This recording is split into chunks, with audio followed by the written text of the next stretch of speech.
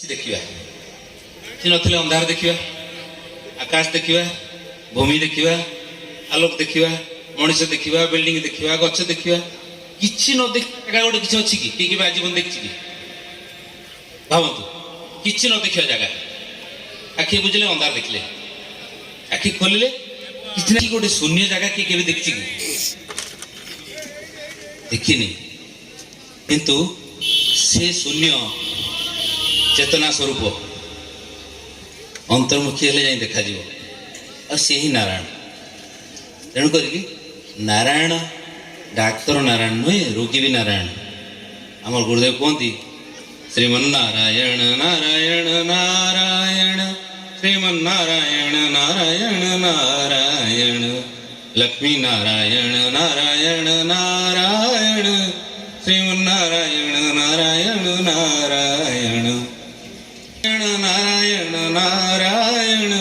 पिता नारायण नारायण नारायण बंधु नारायण नारायण नारायण सखा नारायण नारायण नारायण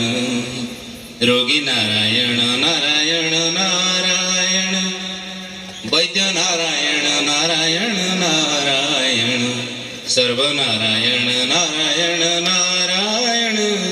श्रीमन्नारायण नारायण नारायण तेणु नारायण सबुठारे सबु भावरे सबु बेले विदा अलग ही रही आमे खाली भूली जाइछु निजको आम भावुछु मु 5-6 फुटिया गोटे लोक मु गोटे डाक्तर मु गोटे रोगी मु गोटे शिक्षक मु गोटे गृही मु गोटे स्त्री लोक मु गोटे पुरुष लोक मु गोटे छुआ मु गोटे बड़ आम भावुछु एटा हमर भ्रम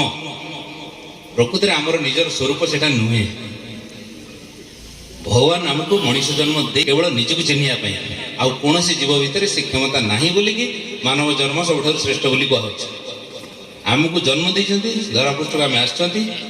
कि कर्म करके आम जा किंतु ये सबु कर्म भितर जदि निजक चिन्हवा को प्रयास न कले ताहले जन्म व्यर्थ पुनरपि जन्म पुनरपि मरणम पुणी आसवा शंकराचार्य भाषा कारण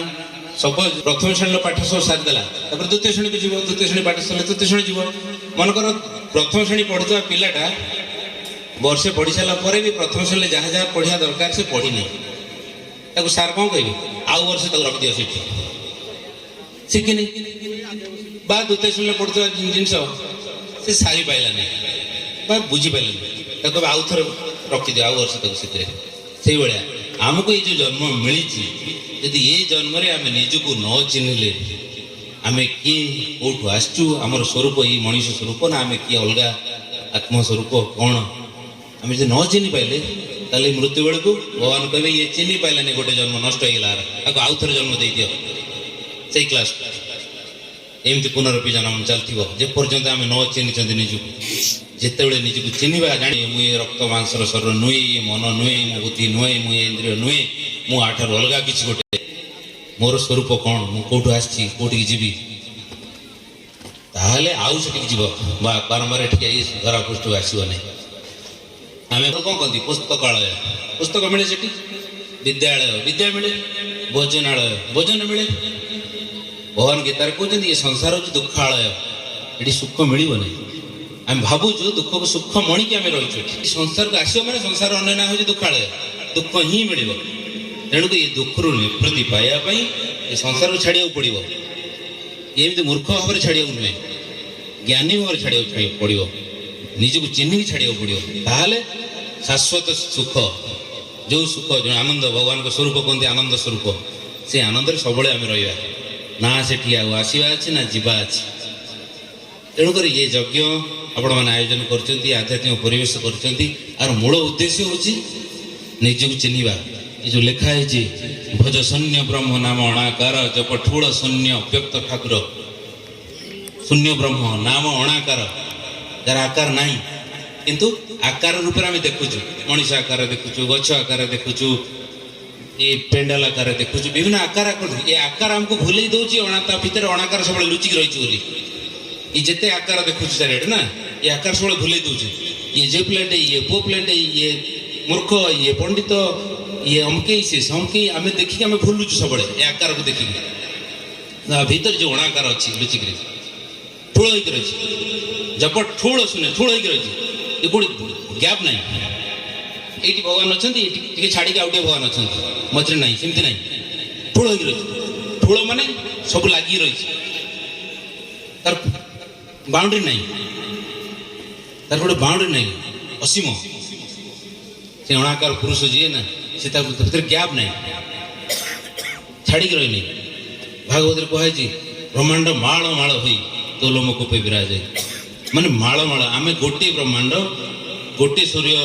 ମଣ୍ଡଳ ଭିତରେ ଆମେ ରହିଛୁ। ଏମିତି କେତେ ଅଛି ସୋ କଲ୍ଡ ସାଇନ୍ସ ଯେଉଁ ବିଜ୍ଞାନୀ କହୁଛନ୍ତି ନା ସେ ବିଜ୍ଞାନ ତା ପରେ ତା ପୂର୍ବରୁ ଟେଲିସ୍କୋପ କିଛି ଦେଖୁଛି 9ଟା ଗ୍ରହ ଦେଖୁଛି ମାତ୍ର ତାପରେ ମାଳ ମାଳ ଅଛି। ଏସବୁ ବିଜ୍ଞାନ ସେଠି ପହଞ୍ଚି ପାରିବନି। ଆମେ ତ ବିଜ୍ଞାନ ବିଜ୍ଞାନ ଯେଉଁ ଚିଲଉଛନ୍ତି ସେଠି ପହଞ୍ଚି ପାରିବେ ନାହିଁ ସ୍ୱଳ୍ପ ତାର ପରିଧି। କିନ୍ତୁ ସେଇ ବିଜ୍ଞାନ ପରିଧି ବାହାରକୁ ଯିବାକୁ ଆମେ ଏଇ ଯେଉଁ ଜପ କରୁଛନ୍ତି ଆପଣ ଯେଉଁ କୀର୍ତ୍ତନ କରୁଛନ୍ତି ଆପଣ ଯେଉଁ ଯଜ୍ଞ କରୁଛନ୍ତି ଏଇ ଯେଉଁ ନାମ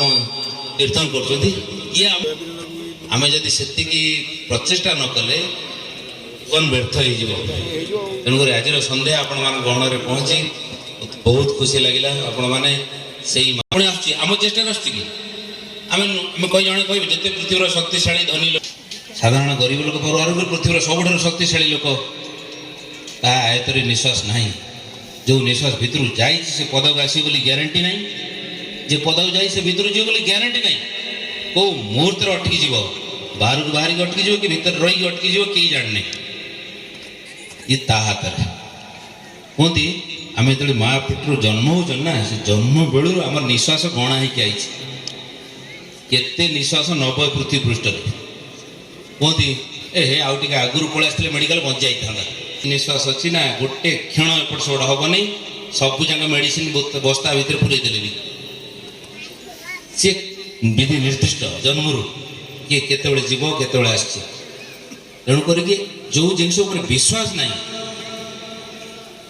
ତେଣୁକରି ପ୍ରତି ମୁହୂର୍ତ୍ତରେ ସାଂସରେ ଆମେ ଯଦି ଭିତରେ ଜପ ନ କରିବା